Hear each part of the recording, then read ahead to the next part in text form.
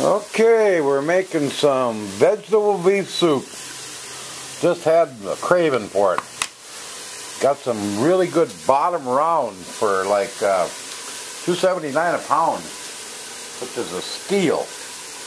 And I'm looking for this. I seasoned it up with this no salt stuff. It's really awesome stuff. Oh, I know where that. This stuff here, called no salt seasoning. It's got lots of good stuff in it. Seasoned it up. I got some browning in here, and I got some already done there. I'm browning on about medium high. I'll get a nice brown. And what I'm going to do is, after I get it all browned up in small batches so it don't sweat. You don't want it to sweat. You want to do it in small batches with a little oil. I'm just using a little, I don't have any olive oil, but if I did, I'd use that. Canola oil is really good too. Well, we got a little fog here. We'll take care of the fog. Got a little too close. And then I'm going to put it in my little pressure cooker. And that way I can pressure cook it on, I don't know, probably 10, 15 pounds for an hour or so. And in the meantime, I'll be doing all my vegetables. I'll have all those cut up. And I'll get those all cut up, and as soon as this is fried up and ready to go in the pressure canner, I'll be back. Okay, we got all the beef browned off here. The bottom round, all browned off, and I'm deglazing the bottom of the pan here now. Getting that all the goodies out of that. And I'm going to put all that in the pressure cooker. Not canner, it's cooker, okay. I guess you could. I guess it does have a bottom and you could pressure can in it.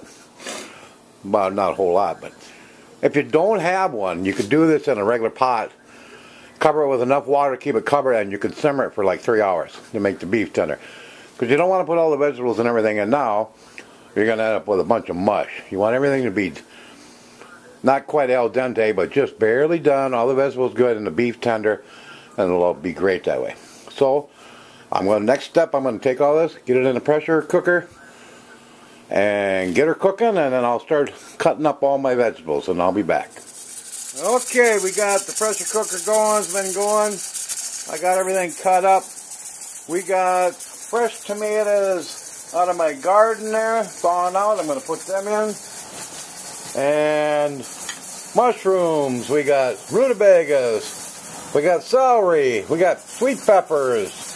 We got lots of onions. You never have too many onions. A little bit of potato, because this is soup. And I don't like a lot of potatoes in it. Carrots. Love lots of potatoes. Or carrots, I mean. Corn. Fresh sweet corn my buddy gave me. Oh, this is killer good. And peas. And the reason I seasoned that beef and didn't put any salt in, because this better than bouillon beef base. You know that little cubes that you got in your cupboard, the beef base?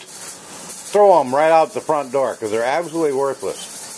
If you look on the first ingredient on it, salt is the first ingredient. They're worthless. And the granulated ones, they're worthless. That's better than bouillon. This is what chefs use. First ingredient, beef.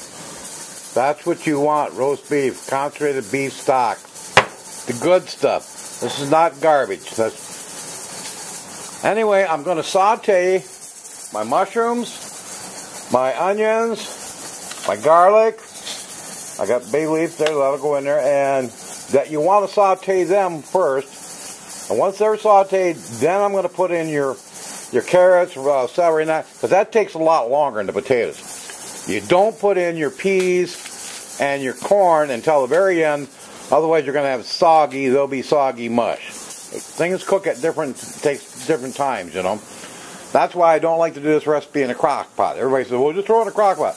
Yeah, you got tender beef in about 6 hours and a big pile of mush for vegetables. I want my vegetables to have some integrity. This is the way to do it. Anyway, when I get everything sauteing and stuff, I start putting it in, I'll be back. Okay, now I'm sauteing the garlic, the onions, the celery, the sweet peppers, and the mushrooms. Getting them going, okay? Got a little oil on the bottom, just gonna medium-high. Going to saute them, break them down a little bit. Then I'll add some water, and a good, probably about half that container of that beef base. That is killer good stuff. And then I'll add the beef back in when the vegetables are tender or getting close. That's when I'll put in the carrots, or no, I'll put in the carrots, and as soon as these are sauteed and a little limp and stuff right now, then I'll put in the potatoes, the carrots, and the rutabaga. And when those vegetables are, I'll put some beef stock in. Then on the bay leaves, I'll put in like 2-3 bay leaves. When they get when they're starting to get a little fork tender, a little bit, that's when I'll put in my peas and corn, because they don't take long at all, because they're already partially blanched. And then you can put in the beef at the same time and round everything out. Okay, anyway, don't that look good? I'll be back in a little bit. Okay, I wilted down the celery and the mushrooms, onions, garlic, and peppers. Now I threw in some tomatoes. These are out of my garden. Oh man, this ain't them gassed ones you get out of the grocery store. This is the real deal. This is picked absolutely at the prime time of redness out of my garden and quick flash frozen. Don't get no better. And you can taste the difference. Now, once this, I'm going to kind of break this up. These are chunks that I froze in a bag. I did have one tomato that here's a little trick. If you get some tomatoes that's getting late in the year and a frost is coming, and you just ain't got time to can them, you don't have time to blanch them and take the skins off, freeze them whole. I've done this the last 2 years now. It works fantastic. Take the whole tomato right out of the garden, put it right in the freezer. When you want to use it, you take it out, run it under some hot water, bam, that skin comes right off. Core it, throw it in there. You got, and I've done it. They've been a year old and then it's fresh. So if if you're running out of time, and the frost is coming, it's the middle of the week, you don't have time just to drop everything and can it or freeze it or bag it all up.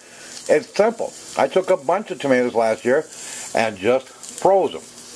Whole. The whole tomato. Take a spoon, turn on the hot water, stick under, man, that skin just peels right off. Now you're ready to go. If you want, and it works good if you want to just add a couple tomatoes in something, and you don't want to use a whole bag. Works great. Anyway, I'm going to get this broke down to tomatoes. Then I'm going to put some of the beef base in, like I said, about a half a jar, and then I'll see how much salt level that brings up and how much broth it does. And at that time, then I'm going to put in the carrots and the rutabagas and let them go. The pressure cooker I shut off, went a little over an hour, 15 pounds, and I'm just going to let it cool down on its own, because this is going to cook at least an hour or so. By then I'll be able to probably take the top off. I put the meat in it, like I said, about the same time that the rutabagas and the carrots and everything else are just getting real close to being tender, done. That's when I'll throw the corn, the peas, and the beef in. Everything at the very end. Bring it up to a nice hot boil. Everything, oh man. I threw my bay leaves in now too while I was sauteing the vegetables. I threw 3 little bay leaves in. Anyway, I'll be back once everything's rocking and rolling. This is Larry. Be back. Okay, I got everything in there now. There's that beef base. See how awesome that stuff is? One thing I forgot to tell you, you got to put in, you don't gotta, but it just makes it awesome. You got to put some Worcestershire sauce in.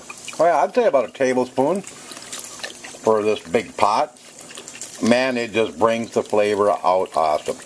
Little Worcestershire. Got to have some of that in there. Now let that all cook. I'm going to add some more liquid now and bring this up to close to a boil and just let it get tender. Okay? And then we'll be back. Okay, that pressure cooker I just let cool down by itself, about an hour and a half in there. Look at this. Just, oh, tender. Oh, man. Oh, damn, is that good. And in here, all I'm waiting for is them rutabagas are just about there. Look at that. Look at that, man. and the carrots just a little too firm yet. I want to get them a little closer. Then I'll throw in the the peas and the corn and the meat, because it's pretty tender anyway, so you don't want to make mush. And I'll put the meat in at the very last. And man, I wish you could smell this. Are we going to have some? So I'm going to let this cook a little more, and I'll be back. Well, we added the meat, the corn, the peas, brought it up to temp, and it is done. And look at that, huh? Was that delicious or what? Look at that. My gosh. A couple pieces of bread. I even like a little peanut butter in my bread. It just goes good with it, just like goulash, you know. But there you go. Make it the way you want, you know. If you don't like peas, don't put peas in it. Make it your own. You know, that's the whole idea with making your own vegetable beef soup. You don't have to do what everybody else does. I don't have any green beans in here. I don't mind them, but my wife don't really like them, so I don't put them in. But I like lots of peas. Put lots of peas. I like lots of carrots. Corn. Put in what you want. The whole thing is to get your beef fried up good. Get it tender. Put your vegetables in. The ones that take longer to cook first. And then the ones that don't take as long at the end, the peas and the corn that are already blanched, put them in. Use frozen ones if you have them, because they're the best. And everything is done together. The meat's done, the peas, the corn, carrots, the rutabagas, the potatoes, everything is done at the same time. It's got integrity, it ain't a big batch of mush. And man, the flavor will knock your socks off. Anyway, that's vegetable beef soup. Up in Brainerd, Minnesota. This is Larry. Ciao.